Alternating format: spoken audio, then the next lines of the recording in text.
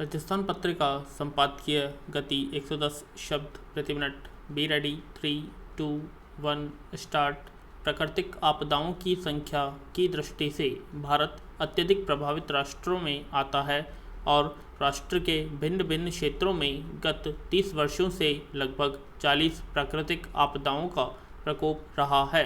वर्तमान आपदा कोविड-19 एक वैश्विक आपदा है और विश्व के भिन्न इस राष्ट्र महामारी से निकलने के साथ ही उन संभावित उपायों को चिन्हित करने का भी प्रयास कर रहे हैं, जिन्हें नीतियों में शामिल कर भविष्य में इस प्रकार की आपदाओं के दुष्प्रभावों को कम किया जा सके।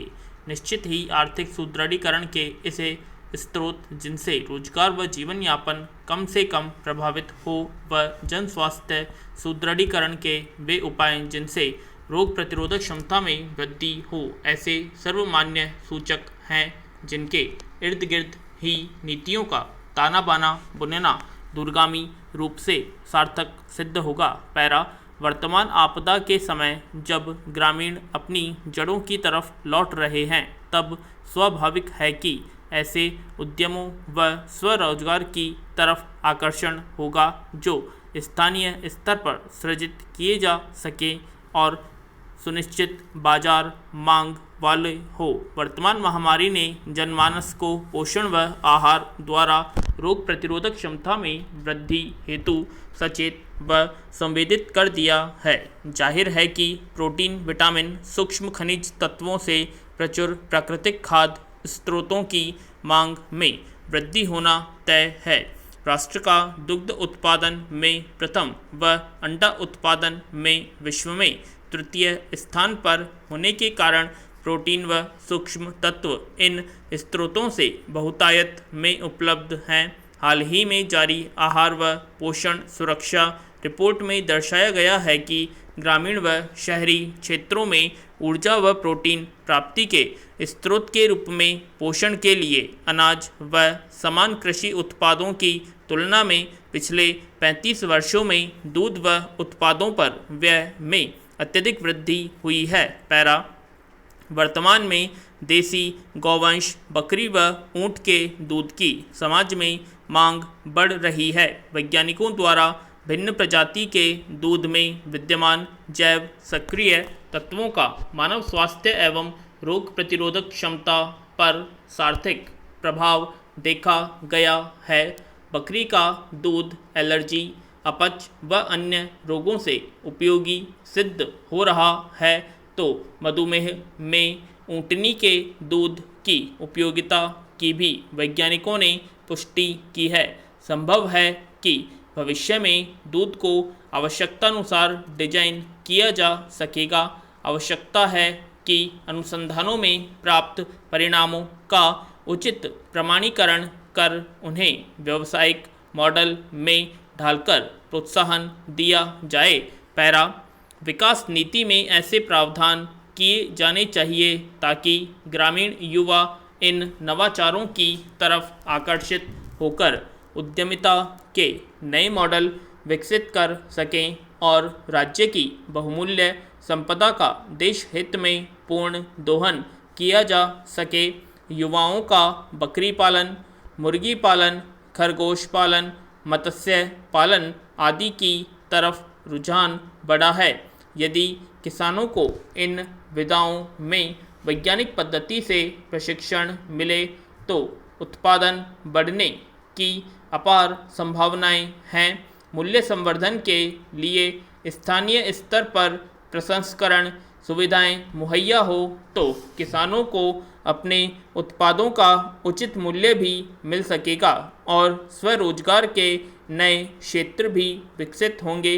पशुपालन संबंधित विकास योजना बनाते समय स्थानीय स्रोतों व कृषि जलवायु परिस्थिति के आधार पर क्लस्टर चिन्हित और पशुधन आधारित उद्यम स्थापित किए जाने चाहिए। युवाओं के रुझान को देखते हुए निकट भविष्य में ये कदम पशुपालन क्षेत्र में अपेक्षित बदलाव सुनिश्चित करेंगे। पैरा महामारी के दौर में देखते हुए बहुत ही सामयिक है कि ग्रामीण युवा वापस अपनी जड़ों की तरफ लौटने लगे हैं।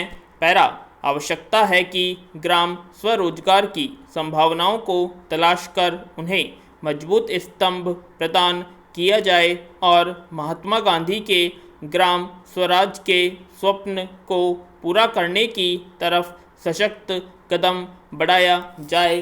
पैरा आज गौवंश सर्वाधिक उपेक्षित है, जबकि संतों का सत्य और सारगर्भित वचन है कि भारत की गरीबी दूर करने के लिए, भारत को समृद्धशाली बनाने के लिए गौरक्षा अत्यंत आवश्यक है और सभी को गौरक्षा में तत्पर हो जाना चाहिए।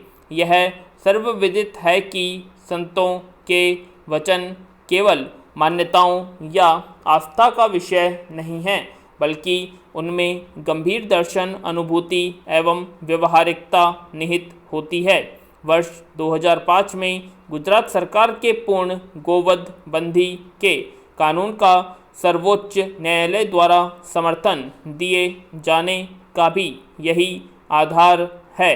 विराम हालांकि देश के अधिकांश राज्यों व केंद्र शासित प्रदेशों में पूर्ण गौवध बंदी के कानून बने हुए हैं, इसके बावजूद वहां गौवंश के वध की घटनाएं हो रही हैं। यदि कहीं पुलिस प्रशासन की सख्ती के कारण गौवंश पर अंकुश लगाने में सफलता मिल रही है, तो भी आश्चर्यहीन गौवंश खेतों में फसल खाने को विवश या सड़कों पर दुर्घटनाग्रस्त हो रहा है। आश्रय गृह सरकारी हो या सामाजिक समस्याओं के धन की कमी या रखरखाव की व्यवस्था के अभाव से मुक्त नहीं है। पैरा दुग्ध के अतिरिक्त कृषि कार्यों में गौवंश के उपयोग की व्यवस्था में विक्षेप ने अनेक सामाजिक विकृतियों को जन्म दिया है।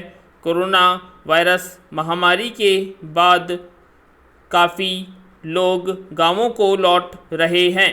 उन्हें गांवों में ही रोजगार उपलब्ध कराया जाना नितांत आवश्यक है, जिसमें गौवध संबंधारित कृषि, भार वाहन एवं कुटीर उद्योग बहुत सिद्ध हो सकते हैं।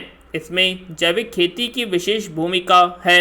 यदि हर वर्ष 20-25% रासायनिक कृषि को जैविक कृषि से प्रतिस्थापित किया जाए, तो भूमि को वे जैविक तत्व प्राप्त होंगे जो रासायनिक खाद से प्राप्त नहीं हो रहे हैं। यह प्रक्रिया अपना कर किसान आगामी 5 वर्ष की अवधि में पूरी तरह जैविक खेती अपना सकते हैं। इसमें न केवल उच्च गुणवत्ता की फसल होगी, बल्कि गोबर गौमूत्र का भी समुचित उपयोग होगा। इनसे खाद कीटनाशक तैयार कर खेत में उपयोग करने तथा बैल चलित कृषि यंत्रों का उपयोग करने से किसान और उसके परिवार की श्रम शक्ति का समुचित नियोजन भी होगा। भूमि की उर्वरा शक्ति में सुधार होगा तथा ऊसर भूमि को भी विशेष योग्य बनाया जा सकेगा। देश में करीब 20 करोड़ गौवंश हैं, जिनके भोजन व रखरखाव पर प्रतिबंध लगाने से खर्च होने वाला नहीं है। विराम राशि का बड़ा अंश दूध से प्राप्त हो जाता है तथा शेष राशि की व्यवस्था रासायनिक खाद व कीटनाशक का इस्तेमाल कम करने से होने वाली बचत के माध्यम से की जा सकती है। चारागाहों का विकास कर खाली भूमियों पर उन्नत चारा प्रजातियों का रोपण कर आबादी की ज़रूरत के अतिरिक्त खाद्यान्न को पशुओं के लिए उपलब्ध कराकर गौवंश के आहार पर होने वाले व्यय को बहुत कम किया जा सकता है। इस तरह गौ आधारित जैविक कृषि से ही संपूर्ण गौवंश के आहार एवं रखरखाव की समुचित व्यवस्था की जा सकती है तथा उच्च गुणवत्ता का अधिक मूल्यवान कृषि उत्पादन कम लागत पर प्राप्त किया जा सकता है। पैरा गौवंश की देसी नस्ल उच्च गुणवत्ता की है। नस्ल सुधार पर ध्यान देने की ज़रूरत है। कड़े निर्णय लेकर यह सुनिश्चित करना होगा कि अगले 5 वर्षों में गाय के कृत्रिम गर्भाधान के लिए 100% उन्नत देशी नस्लों के सीमन का उपयोग सुनिश्चित किया जाए। वस्तुतः गौवंश की दुर्दशा कर हमने अपनी ही दुर्दशा की है। पूर्णविराम।